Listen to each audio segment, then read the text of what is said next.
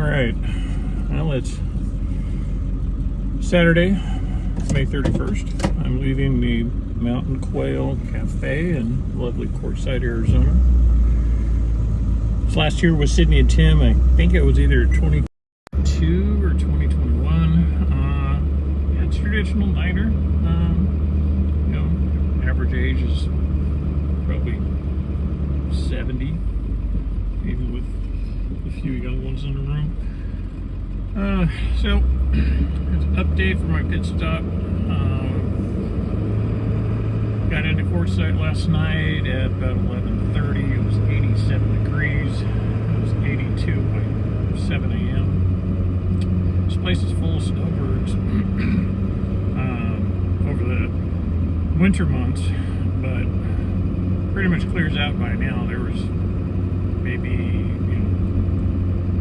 there's one little compound RVs, and the rest were just scattered about. There's just hardly anybody out there. It's kind of fun. It's a little open arroyo with little washes and trees in them. It's all BLM land, so it's free for wild camping. You just have to be self-contained. So the trip here was rather eventful. I left Perth Penasco a little after 3. It was almost a Gia Bend, and stopped all traffic. Apparently there was a major crash ahead, obviously a fatality. The guy had said, well, it's going to take 5 or 6 hours for them to clear out the road, so you either wait here for 5 to 6 hours, or you can head back and go through around Casa Grande. I should have looked at the timing of that. On maps, it's about where I was, almost 4-hour drive. And it wasn't the best route to take. One point I was going through one of the tribal lands. I literally came 6 inches from hitting a cow at 50 miles an hour. Had to drive off the road. I really need to get better headlights in this old truck. They're just old standard, non-LEDs, kind of a warm glow to them. So this brown cow and brown landscape. I saw its white fetlocks before I saw its body. So, anyways. So, let's see. Update on the boat. Came down to install the fuel tanks and clean up the engine room and repair the engine bed for the motor. So when I got in, I broke out the power washer and scrubbed off 5 years of grime that's been on the deck. Made it pretty easy to get that cleaned up. And then I kind of hit a little bit of a low spot because I was just feeling overwhelmed with everything that needs to happen on the boat. Did finish getting the fuel tanks installed on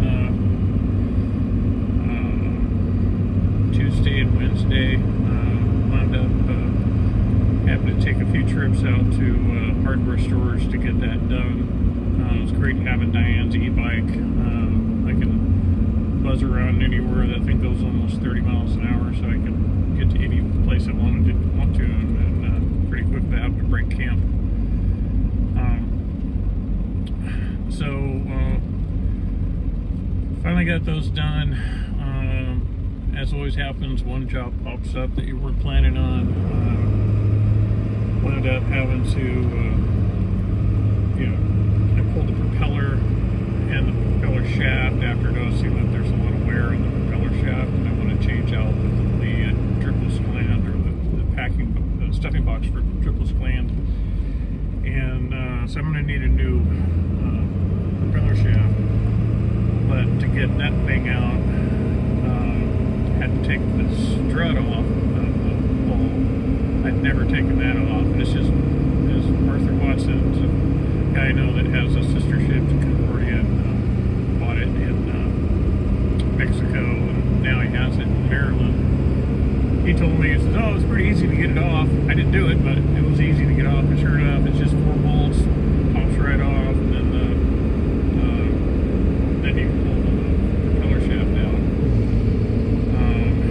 I may wind up replacing the strut. It's